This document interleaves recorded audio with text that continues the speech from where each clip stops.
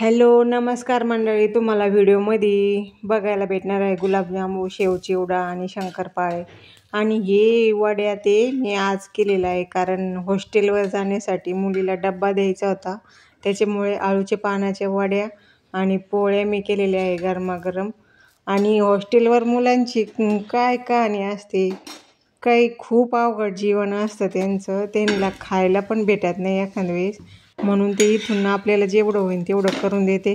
प्रत्येक आईवडिलांची इच्छा असते की मुलांनी मोठं होऊन काहीतरी करावं, पण ते हॉस्टेलमुळं राहण्यामुळं मुलांच्या तब्येती खराब होत्या, त्यांना व्यवस्थित भाजीपोळी भेटत नाही.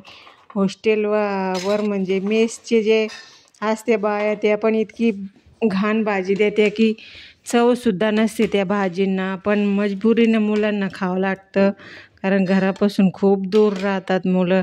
आणि आईवडिलांना पण खूप अपेक्षा असते त्यांच्याकडून की आपली मुलं मोठे व्हावं, शिकून काहीतरी नाम करावं.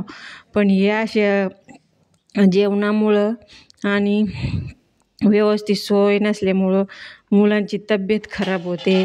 पण ते घरी पण सांगू नाही शकत, कारण पैसे वगैरे भरलेले राहतात. आणि एवढे कितीतरी मुश्किलीमुळे त्यांचा नंबर लागलेला असतो.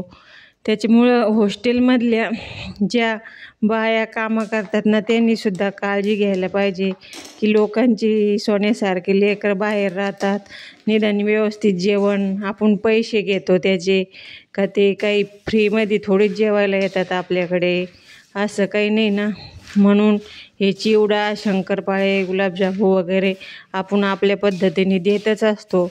पण हे काही त्यांना खूप दिवस पुरत नाही, कारण ही भूक लागल्यावेळी नाश्ता करण्यासारखं आहे. आणि पोळी भाजी म्हणजे ही अत्यंत गरजेची असते त्यांना जेवण्यासाठी. त्याच्यामुळं ज्या मेसवाल्या बाया त्यांनीच काळजी घ्यायला पाहिजे. आपण तर काय पैसे पाठवतो, पण रोज तर कोणी काही डब्बा घेऊन जाऊ शकत नाही. आणि मुलं पण इकडे तिकडं कुठं जेवू शकत नाही. त्याच्यामुळं सगळ्यांनी जर व्यवस्थित डब्बे दिले तर छान वाटतं.